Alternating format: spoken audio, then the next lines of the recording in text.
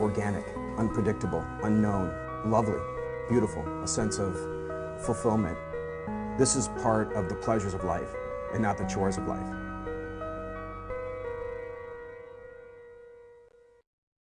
Coming up on Daily Iowan TV. A new census released this morning reveals that there are more people than ever living below the poverty level. What that means for Occupy Iowa City coming up tonight on Daily Iowan TV. Plus, we'll have a preview of tomorrow's City Council election. And you see all your favorite student athletes on the court and on the field, but in sports, we'll tell you what they're doing to help out the Iowa City community. That's all coming your way next. Daily Iowan TV starts now.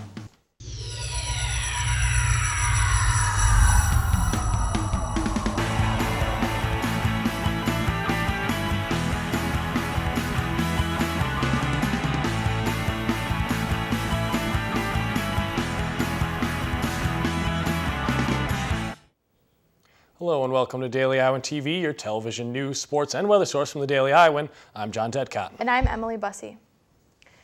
The Occupy Iowa City protesters received some alarming news Monday morning that only makes their cause seem more pressing. Daily Iowan TV's Jeff Shane tells us why protesters feel their movement is necessary now more than ever.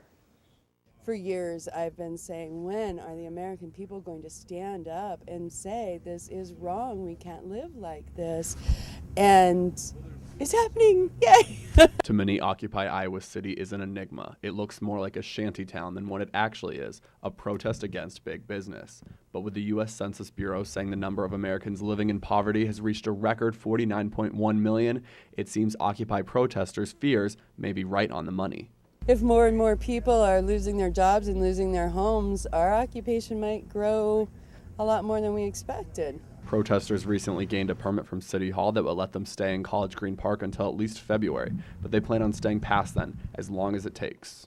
If we go home now, we're going to get Band-Aid solutions. We've had Band-Aid solutions before. They don't work. Now Occupy Iowa City is gaining momentum every day. With over 2,500 followers on Facebook and more people coming out to sleep in the park, there is no end in sight. According to Bonner, something most people aren't aware of is that most Occupy protesters come and go to the park sporadically. It's funny when we have people drive by and yell, "Occupy a job," because most people have jobs. That's why during the day there are so few people here. Bonner thinks there's going to be good change coming soon, but that change takes time. Time her and other Occupy protesters are willing to put in. I was so sure that we would be here for the long haul. I brought sleds the very first day of the occupation. And there's a really nice sledding hill right over there. Iowa City is just one Occupy protest of about 900 worldwide, with more popping up regularly. Jeff Shane, Daily Iowan TV. An Arctic tent was put up Monday afternoon in College Green Park to help prepare for the upcoming winter months. Some local residents are hoping they can change the county stance on immigration issues. Community members and immigrant families met with Johnson County Sheriff Lonnie Polkrabic on Monday night to encourage his department to follow Polk County's lead in not submitting fingerprints to the federal government for simple misdemeanors.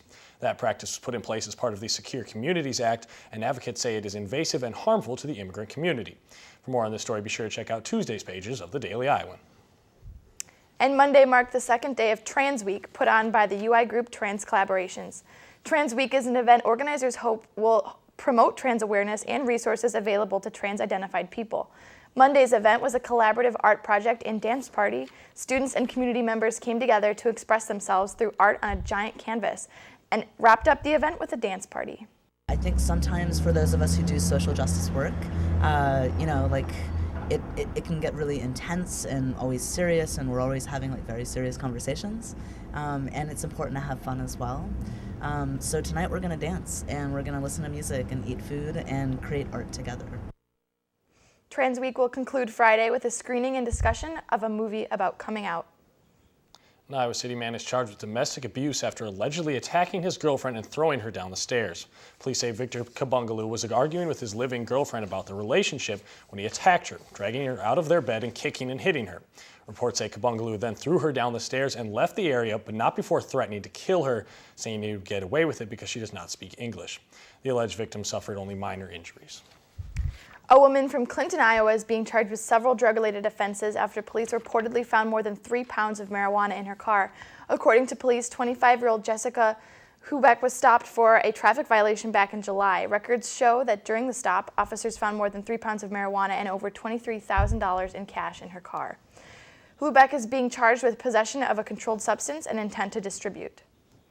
And still to come on Daily Iowan TV, find out who the frontrunners are for Tuesday's City Council election. Plus, what gets athletes pumped up? One volleyball player fills us in on what she does before every game in sports. But first, Daily Iowan TV's Ryan Jones joins us in the studio for a look at your local weather forecast. Ryan? Thanks, guys.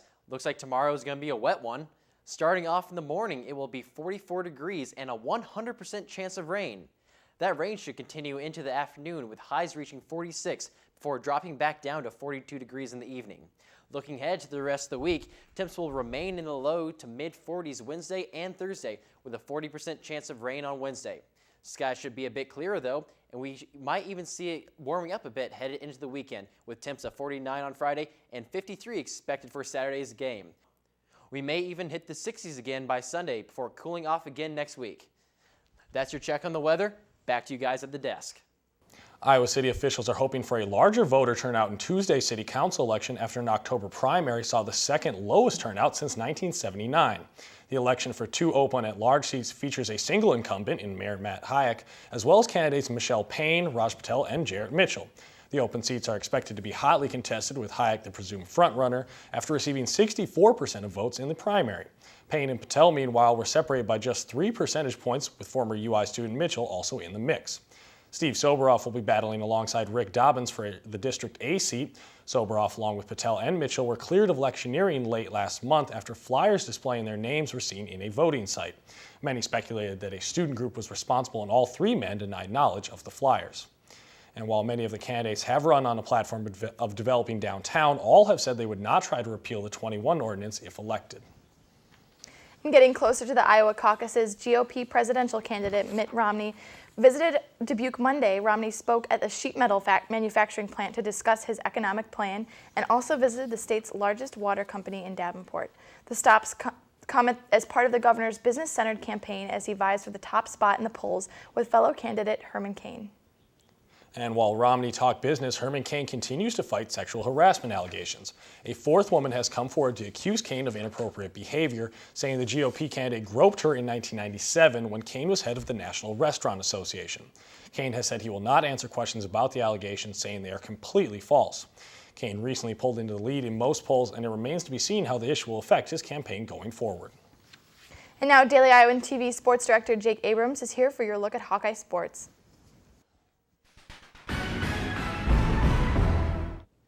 All right, thanks, guys. Everyone could look up stats from games to find out what athletes are doing, but what many don't know about is what they do off the court. Some student athletes are part of a program called Hawkeye Pride. Daily Iowan TV Sports' Annie Satowski explains how these Hawkeyes are giving back to the community. UI student athletes are well known for making big plays on the field and in competition. But a group of Hawkeyes are making an even bigger impact in the lives of others through a university community service program. It's called Hawkeye Pride, a program that began in 2002 as a way for student athletes to promote the qualities of good character in elementary schools in the Iowa City area. The athletes teach a series of lessons in the classroom, but also help out at lunch, play with the kids at recess, and do individual tutoring. Now, the letters in Hawkeye Pride stand for perseverance, respect, integrity, determination, and equality. Not only are these words teaching important life lessons, but are giving the kids at Roosevelt Elementary the chance to get up close and personal with some of their favorite Hawks. This is track and field athlete Michaela Haight's second year in the program. She realizes that her role as an Iowa athlete is to be a positive role model for kids, but sometimes that means just being there to listen. Last year I saw this kid playing by himself and went over to talk to him, and he's like, yeah, I don't have very many friends, no one likes me, and I was really sad. A teacher came up to me afterward and she's like, thank you so much for talking to him, he just needs someone to talk to. And I don't know, I felt like really good after that, I guess, or I felt like I actually kind of helped him. 6th grade Roosevelt teacher Vicki Saunders has noticed a change in her students since the program began and hopes to keep Pride coming back every year. Annie Satowski, Daily Iowan TV, Sports. Pride runs for 5 weeks each semester, but many student athletes volunteer at Roosevelt all year round. And game day superstitions can be crucial for particular players to get themselves ready for a game. And one volleyball player does the same routine every day before she plays. Daily Iowan TV's Mike Howell has the story. Bump, set, spike. A normal routine volleyball players do on the court. But for sophomore libero Bethany Yeager, it's not the only routine she performs every game day. That's what I do. I journal, I write about my day, like my game day, and then I have to take a nap every day. I journal, and that's when I write in my hand. I write a Bible verse. I write Galatians 3:23 every game day, and then I write Unbreakable because that's what the coaches want me to be. Galatians 3:23. Whatever you do, work at it with all your heart, as working for the Lord, not for men. Yeager says this is to remind herself she is here for a greater purpose than just winning games. As for the words unbreakable and courage, Yeager says they help motivate her to carry out her responsibilities for the team. That's one of their main goals for me, is to be unbreakable. When everybody's breaking down, it's getting tough. I'm the one that needs to be unbreakable to help pick everyone up. And I mean, everybody on the team is pretty much unbreakable. And as the start of the game nears, there's just one more thing Yeager must do before she can play. And then before the match, every match, Ben, my coach, has to be sitting down, and we do the same handshake every game. If it's bad, we have to do it over. Call her superstitious, but it does seem to be working. Yeager has the 4th most digs in the Big Ten. Mike Howell, Daily Iowan TV Sports.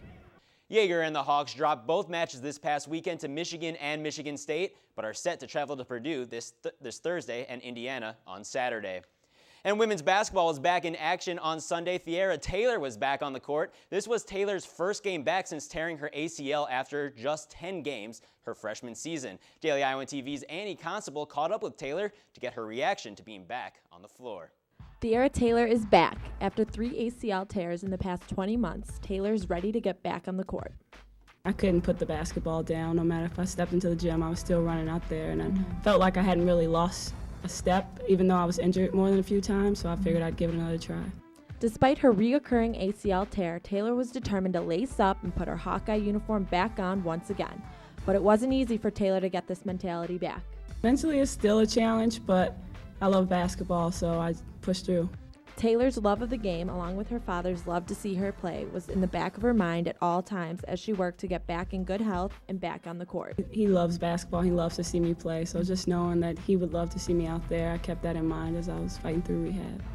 It wasn't always easy for Taylor to keep a positive attitude throughout her rehab, but she quickly realized staying positive and working hard would get her back on the court and back playing with her teammates. I was upset initially, but as time went by, I feel like I couldn't be sorry for myself for so long, so I just took the positive and started to encourage my teammates. Thierra has had to rely a lot on her teammates and coaches to keep her going. Teammates agree that it's great to have her back playing the game she loves, also saying Taylor brings a spark to the team that they've needed. Taylor knows she has a long road ahead until she's back at 100%, but right now she's just happy to be back in her uniform and back on the court. Annie Constable, Daily Iowan TV. All right, thanks, Annie. And guys, before I go, the Michigan State game time has been announced. It's an 11 o'clock kickoff at Kinnick Stadium, so John and Emily, looks like we'll be waking up early once again. Back to you at the desk. Thanks, Jake. And only with Daily Iowan TV can you get a sneak peek at Tuesday's pages of the Daily Iowan. Read about the first group of UI students planning to study abroad in Cuba since the country's ban was lifted. Plus, find out why people trust small businesses more than large corporations when it comes to job creation. And before we go, here's one last look at tomorrow's forecast. Tomorrow we'll see a high of just 49 degrees with a virtual guarantee of rain and an overnight low of 36. That's your latest edition of Daily Iowan TV. Be sure to check us out at the same time tomorrow or anytime online at dailyiowan.com. For Daily Iowan TV, thanks for watching and have a great day.